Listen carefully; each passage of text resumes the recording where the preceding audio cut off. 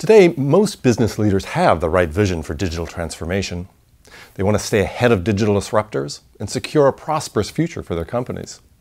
To do this, they need to build and deliver applications faster, execute quickly at scale while controlling costs, and leverage data to make smarter business decisions. Needless to say, turning this vision into a reality and doing so quickly and efficiently is incredibly complicated. Joining me is John Rethans. John leads business transformation strategy at Apigee, the enterprise API management solution of Google Cloud Platform, helping customers transform their businesses using an API-first approach around the world and across industries. He also leads Apigee Compass, the industry's first self-service assessment and recommendation tool that enterprises can use to benchmark, align, and plan their API-first led transformations. Hello, John. Hi, Tom. How's it going? Also joining me is Chuck Knostman, IT Vice President of Technology and Strategy at T-Mobile USA. An executive with 20-plus years of experience, Chuck is currently focused on evaluating and incubating near-term and emerging technologies that support T-Mobile's pursuit of providing customers with the best possible experience. Welcome, Chuck. Hey, Tom. Chuck, can you talk a little bit about how T-Mobile has essentially reinvented itself over the last few years to become a, quote, uncarrier? What does this mean, and can you tell us a little bit about T-Mobile's business growth? Sure. It all started about 4 years ago. We had the AT&T merger was coming in. We had that breakup, which was fantastic, actually. And from that, we kind of sprung out by looking at reinventing ourselves, looking at what we do, what we need to do better. We were the number 4 carrier in the industry at that time. So how do we get better? How do we reinvent ourselves? And at the same time, we were kind of looking at the industry as a whole, saying this is all broken. And that's kind of where the Uncarrier Manifesto came from. But that's where it all kind of started, is how do we change this wireless industry for the good? Mm-hmm. And then we started out with removing contracts, listening to the customers, really starting to care about the customer experience. And now it's just kind of grown and grown and grown. And where we are today is we are the leader in growth in the industry. We've had 19 straight quarters of over 1 million subs added. That's 20 million total over the last 4 years. Mm-hmm. We have a network now that's second to none. We have 332 million people covered. We're still growing, actually, on that. And then it's also been the fastest wireless network for the last 16 quarters in a row. That's 4 years. And then from a customer satisfaction point of view, which is what we really measure ourselves on, we won the J.D. Power Award, and I should say we not only won it, we actually set the bar for the industry on J.D. Power. Mm-hmm. So that's kind of in a nutshell, that's kind of how the young carrier has grown. Impressive. Yeah. John, you've helped hundreds of companies put APIs at the center of their digital business strategies. Can you talk about that experience and what it means when you say that companies that are winning are fanatical about their customers?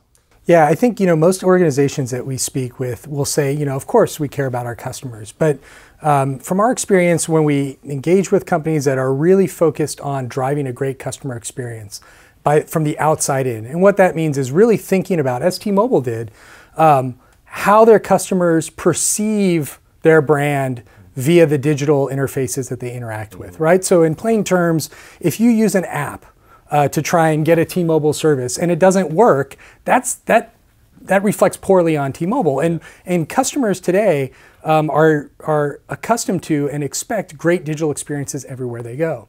So like T-Mobile, customers that we see that really succeed at driving great customer experience rethink every bit of their process, from product discovery to the transaction itself, to how they work through and select products and purchase them from carts, to getting credit. All of these processes have to be rethought in a way to make it as simple for someone to achieve the goals they have in their interaction with your company from a digital interface perspective. The enterprises that we work with globally that do this best have top-down leadership driving that focus on the customer experience. So, when Chuck is talking about CSAT being a critical measurement at a strategic level, that's more than just lip service. That's something that T-Mobile is focused on, and all their efforts, in our experience working with them, are driven towards improving that CSAT. Because as Google always says, if you focus on the user first, everything else will follow. Follows. Well, and that's very, very true. I mean, from our CEO, John Ledger, all the way down, the goals are all about the customer, right? And that follows all the way through from him through each one of our business units that's out there, right? So our goals all line up to the customer service and simplicity goals that he's laying out at the very top. Right. And so looking at that model, the customer experience is actually the product, right? The particular wireless plan or the particular phone, those are important aspects of the product as well. But in organizations that do this well, the customer's experience is ultimately the product of the organization.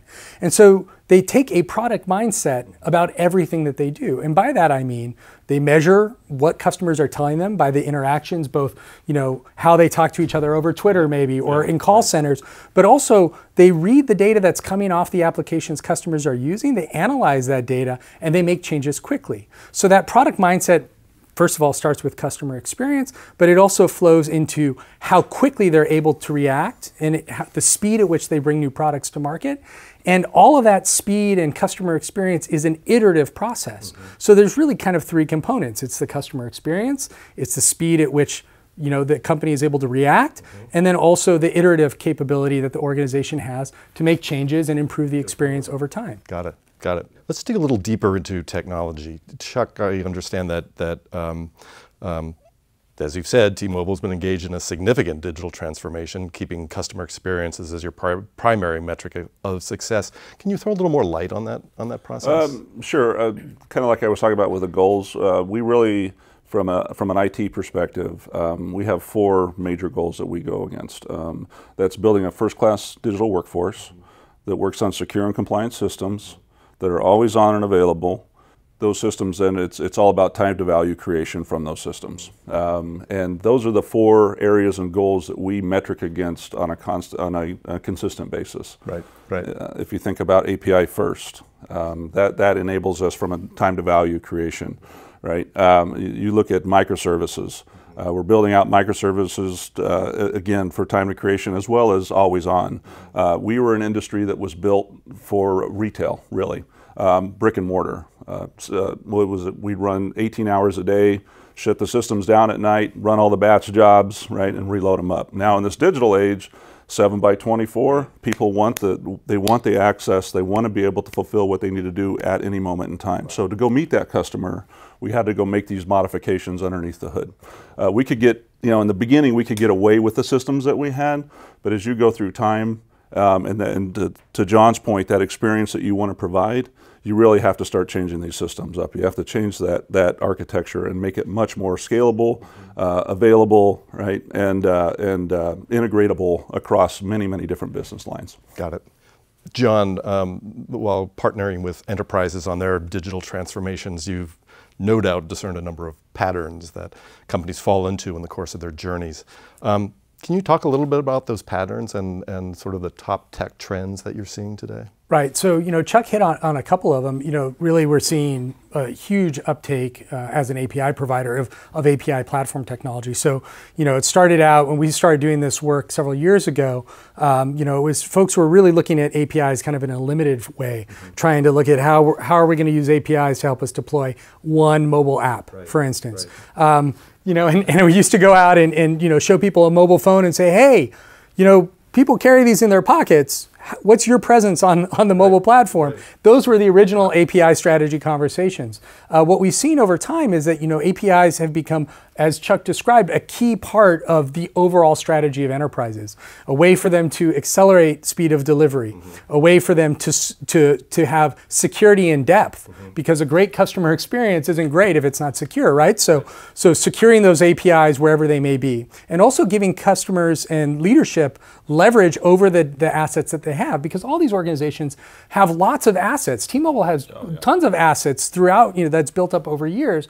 But if they're not able to have visibility and control and security and understand who's using what for what, if they don't have that at their fingertips, it's hard for leadership to make strategic decisions about where to invest and how quickly we can get new products and services out there. Exactly. One pattern that we see with customers often is the API program has its own set of metrics, that are to the side of the rest of the organization.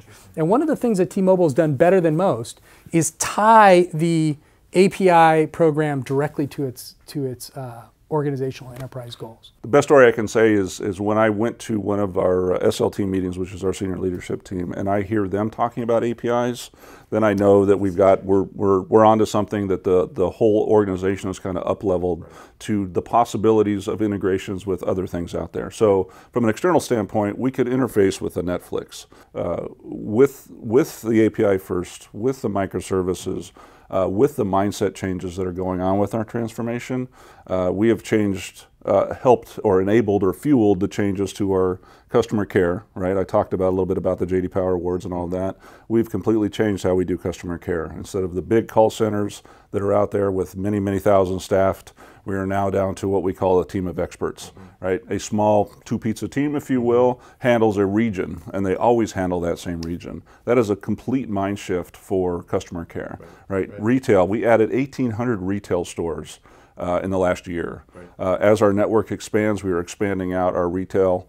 And they've also gone from, not only that expansion, but they've also gone from pods, meaning PCs and the old style, to now it's tablets. Right, so our applications all have to switch, and then we can put more retail agents on the floor because there's more interactions that they can do with more customers. Right, so within the same store, you can do a lot more work. Right, and so all of our systems are having to scale. And again, that's the API side of things and the microservice side of things. Our supply chain has completely changed. The way we do credit, loans, leases, payments. We're changing all of that, and it's all within the last 6 months, and it's all fueled and enabled by the teams that we have and the technology that we've brought to bear on the situation. Right. John, we've touched on Agile, which is obviously a hot topic these days. What are some of the big challenges surrounding that? Right. Yeah. So Agile is a really important software development methodology. That has great benefits in terms of quickly delivering and iterating on customer experiences.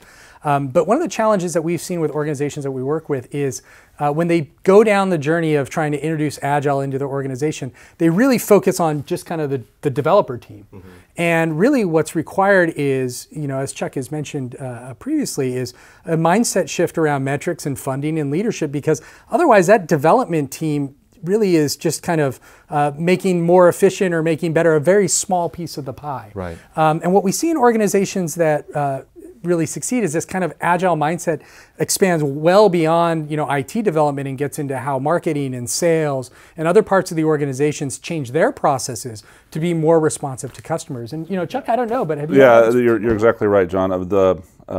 What we've seen is the same thing happen, right? We started out with a few small teams doing Agile, and they'd quickly run up against the wall of the delivery cycle of a waterfall, right? So they would do great for their 2-week sprints, do a couple of those, and then when it's time to go to production, they run into the wall of the waterfall, right? And so there was lots of frustration, lots of friction happening from that. But over time, what we've done is we've actually adopted the Agile methodology, right, and driven it. It's probably now the dominant methodology that we're using throughout IT. Sprint teams, we start measuring ourselves in sprint teams, getting demonstrations every 2 weeks, doing all the ceremonies around Agile that we need to do. But it's starting to bring the business in, which is really cool, which helps the project to product switch. And then it was amazing. I went up and visited a call center, in our Bellingham call center, and I was looking around, and I talked about that team of experts earlier, where we have small two-pizza teams supporting a geographic area. And it was amazing. It looked like Agile. It looked like DevOps. It looked like you build it, you own it. All those kind of thinkings that are out there are being done at the call center, which was just awesome, right? And and I'm starting to see that everywhere within our organization. And that kind of mentality, that kind of thinking is, I think, driving and fueling a lot of the stuff the product that we're bringing to the field, which is really, really amazing. Right, and that's a common pattern that we see. Organizations, again, that are focused on customers use the methodologies and tools and approaches that work for making customers really happy. Right. And so, this is a great example of where kind of an IT process, an IT initiative, is expanding outwards and influencing how the business operates. Yeah, and I'd say, that mentality with a simplified product all focused on a customer experience is why we're winning. Right. It really is. It's why we're winning in the market. Chuck, most people think of APIs as a means of connecting with external partners, but I think I heard you mention using APIs internally? Yeah, we not only, like I said, from an external perspective, hooking to the Netflixes of the world and other businesses that are out there that want to utilize our services essentially through APIs. That's one aspect of it, but we also, each team now is building their own APIs around their bounded context, if you will, or whatever services they're providing internally. Even our automation, which we are big fans and pushing hard on automation for delivery, all that is now becoming API enabled, if you will. Right. So teams can start hooking into that. And so when we're moving product down the line, right, it's all using APIs to get information about what's going on. Is it secure, scanning, all the other things that need to happen. It's all API driven. So it's not just APIs external, it's also APIs internal as well. Yeah, it really is. It's really cool. Right. So yeah, what Chuck is saying is exactly a pattern that we see amongst a lot of our customers. Remember earlier I was talking about those customers that started out with the one API project for their mobile, and then they're really building out these platforms. And basically what an API management platform does is it enables you to take all these disparate systems that you need to transform these customer experiences and gives the organization the ability to leverage each of those, provided that they're all tied into a platform that gives you visibility, control, and security, and that they're easy for any developer, whether they be an external developer or an internal developer. And so you move from a world where you kind of have these stacks of architecture to more of a world that looks like the way the internet works, which is a network of different systems that all get called, that all get tied together to create customer experiences. And so it's T-Mobile has definitely been a leader in bringing that external perspective into its internal programs, and it's great to see the results that they've been having. Wow. Chuck, you mentioned APIs and microservices together. Aren't those two separate technologies? Yeah, but they're very related. For every microservice we built, we actually produce an API, and we can do that automatically with the tools that we have. We use Pivotal Cloud Foundry to build the microservice. That has a connector right into the Apigee API management layer. So when a developer is done building their microservice, they can just basically click a button and the API is available for others to consume via that API management layer. Right. Yeah. That's right. And so, it's a great partnership that we have with Pivotal, and, we see a lot of, connection between the world of microservices and APIs. Microservices are the key architectural construct for developing great customer experiences on digital mediums. APIs are what developers need to consume microservices and what enterprises need to have management and control of those microservices. So they're different technologies, but they're intertwined. And when you have a strategy that combines, like many of our customers do, their API platform and their microservices strategy, that's really where you get the speed, the innovation, and the increased and better customer experience. Yeah, I would say that the side benefit that APIs bring is it really becomes a abstraction layer to the systems down below, which gives IT time to plan the development and the breaking up of the monolith into those microservices, right? And we don't have to change the experience layers on top. And that's a common pattern. So organizations that come in and really leverage the API platform, they put that kind of facade layer, and what that does is it frees up the IT organization to plan these longer term projects, swapping out billing systems, for instance. Sure. It's a big project. There's a lot of risk. Yeah. And you can't tell your business side, hey, we're not going to develop any new experiences right now because we're busy with the plumbing and the back ends.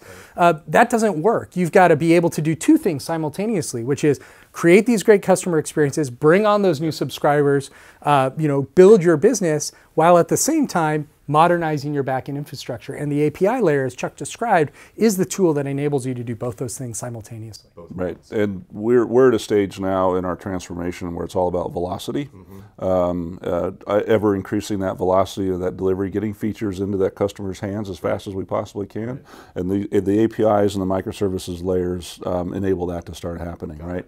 Automation, APIs and microservices, that's our key to velocity as we go forward. Right.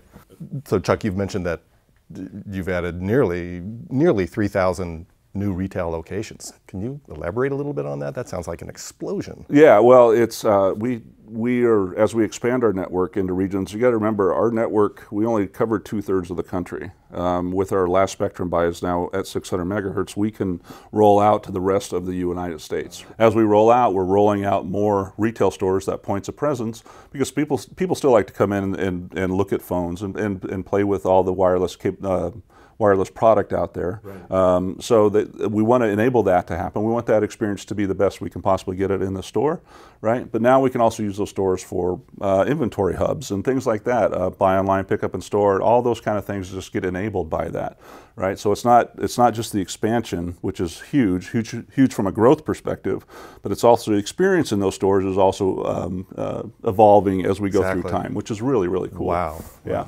And this is a trend that we're seeing across our retail customers. And so the retail customers that we work with, and we work with many of the biggest retailers out there in the world, is that, you know, it's a misnomer to think that stores are going away, right?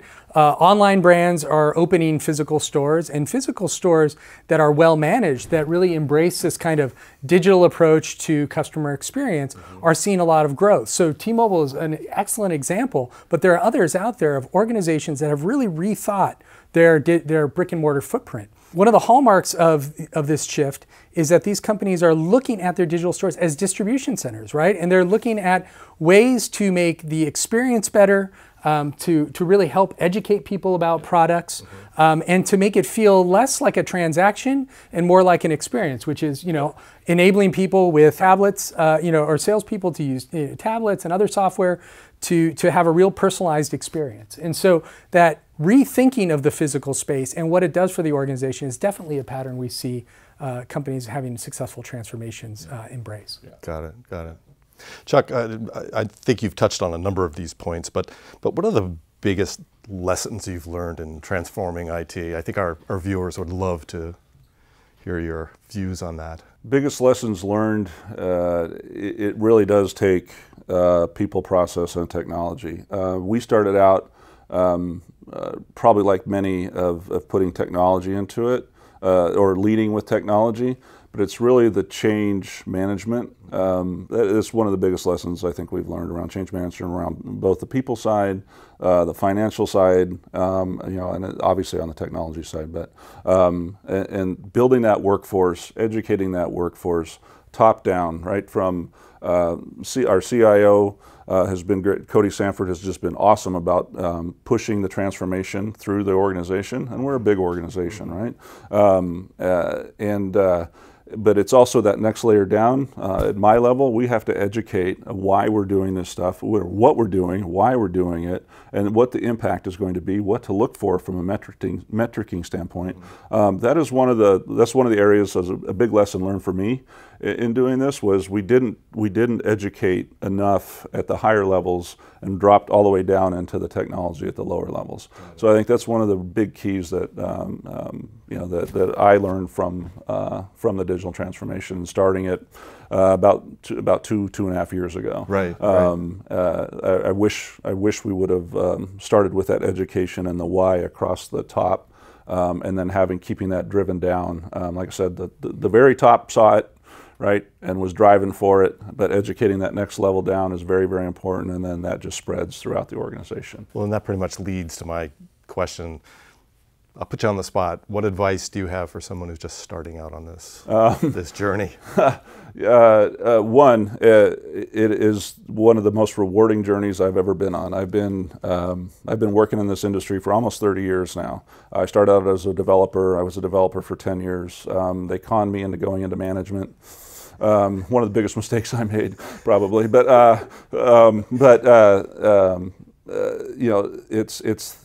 you don't get to catch this lightning in a bottle very often, right?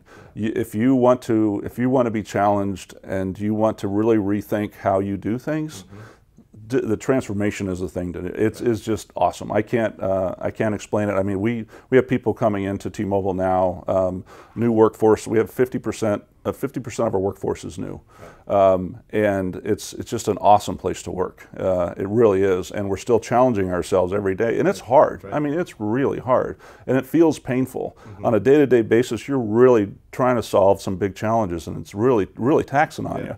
But when you step back after just a quarter and look back at what you have accomplished, it is really phenomenal. It's amazing. I can't say enough about it. It's just so fun. Well, it sounds like you bottled some of that lightning.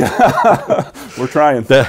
John, same question for you. What advice and best practices can you offer for someone just starting out? Right. So, I think Apigee's done this work with organizations like T-Mobile all over the world for some time now. And we put together not too long ago a kind of a framework for how to think about this, and we call it Apigee Compass. And basically what it does is break this big transformation that Chuck's describing that can almost feel overwhelming and kind of all-encompassing into some definable chunks. And so, those chunks are really, around the vision, right? So what is the organization trying to achieve? Is it trying to build its ecosystems out? Is it trying to become, a digital platform, whatever that means for that particular organization? Is it thinking about APIs like products? And is it taking that customer experience outside-in point of view? And so really kind of analyzing that vision component, and then taking a look at how well aligned are the structures and the operating model in the organization around supporting that new vision, right? So is there leadership, as Chuck described, from the top down? Is there funding that is deployed in a different way than the way it's always done? Because what we find a lot of times around funding is that organizations have basic assumptions built into their funding models, and when you're trying to transform, you got to change those assumptions. Oh yeah, and I should hit on that a little bit. It's real that project to product is a really big shift and should not be taken lightly. Like John pointed out, even funding wise, we're a heavy CapEx company. Obviously, we build a lot of towers. OpEx, we're OpEx averse, right? But to do this transformation to retool systems, there is OpEx involved, so you have to be very smart about it. And when you're project funded, which means you have an end date and all that kind of stuff, it's very hard to continue that transformation as you go. And so that's one thing from a finance point of view we wrestle with, and wrestling with it right now is what's the best way to fund that transformation as you're going through time. And that's where that pain comes from, yeah, right? Absolutely. So the pain comes because the organization, the vision of the organization is trying to drive it to behave in ways that are unnatural for the organization. Yeah. And the people inside are all trying to do the right thing, but they have these structures. So, that goes from funding. The minute you want to change funding, people want to decide that, well, how are we going to measure it? So then it gets to metrics, which is another major pain point, which is what are we measuring? Because we can't measure the old things, we have to measure new things, but then what are those? And then when we move from, the vision and the alignment, we then move to execution. And one of the challenges we see is organizations want to go straight from vision to execution.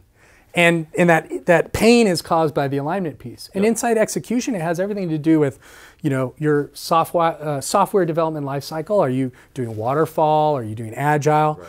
Your talent, which you touched upon, Chuck. And then also this concept of self-service is a key point. Because if you get everything else right, but your software developers can't just get what they need and build and create value for your customers and for your organization, everything is kind of for naught. Yeah, and that one thing that we learned with both the Apigee and more so actually on the microservice side, we had the Apigee platform in first.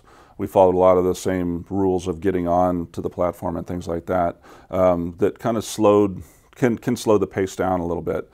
With the microservices, we learned from that. We put a platform in. We made it almost completely self-service, and what we saw was this just rocket of usage and people starting to adopt the principles and the practices that we wanted them to adopt on that platform, which is really awesome. And to prove your point, we've made the Apigee side much more self-service. We've put tooling around it where it's very easy now for someone to write a Swagger file and put it up onto the Apigee platform and have it run. We can apply the same policies and everything else, so we know from a security and a compliance standpoint we're in good shape. And all of that. So it's really a lot of lessons learned around that side of things as well. Wow. John, you've talked a little bit about the Apigee Compass and what it can do. I think our viewers are going to be really interested in that. Can you go into a little bit more detail? Yeah, be happy to. So our customers, are always looking to learn, right? We work with people who are innovators and they want to stay abreast of the best information and use best practices. Nobody wants to go start a journey and have the same challenges that other people have already had just because they don't know. And so what Apigee, did is we formulated the compass so that we could provide best practices and recommendations in a contextual way to people, meet them where they are, in a self-service manner. So what Compass is it's a set of 10 questions across the dimensions that I described earlier, and then it immediately provides 6 recommendations that you can click on and get language and links to other information. You can ask to speak with an Apigee expert, and you can also download a report that you can share with everybody in the organization, so you can start to get that mind meld or that communication across all the other folks in your organization that Chuck described as being so important. Right. And so that's what Compass does. So within 5 minutes, you can go from kind of not being sure about how an API first approach is going to impact the way in which you do your digital transformation to having a really strong sense of where you are, or where you need to be, and how you're going to get there. Yeah, I wish we would have had that 3 years ago. I tell you what. No, it really does. It does a great job of capturing it. The thing I would recommend though is don't just take the test and look at the score. Right. Dig into why your score is why it is, because it really does bring home the, hey, this is the stuff we have to go work on, and a lot of it will be around education and it'll be around people and how you can make them the best they can be, right? And really understand what's going on with that API platform and what that enables for you to accomplish. Got it. And it's really, I really wish we would have had it. Wow. I'm really mad at John. Well, that's great advice, and our viewers are going that's great advice, and our viewers are going to be able to take advantage of that by downloading the tool. Yeah, absolutely. Well, that's about all the time we have for today's video webcast. I want to give a big thanks to Apigee's John Rethans and T-Mobile's Chuck Knostman for sharing their insights today. And thanks especially to you, our viewers, for tuning in. Please remember to check out the resource list on your player for links to some valuable Apigee resources. For Apigee and IDG, I'm Tom Schmidt.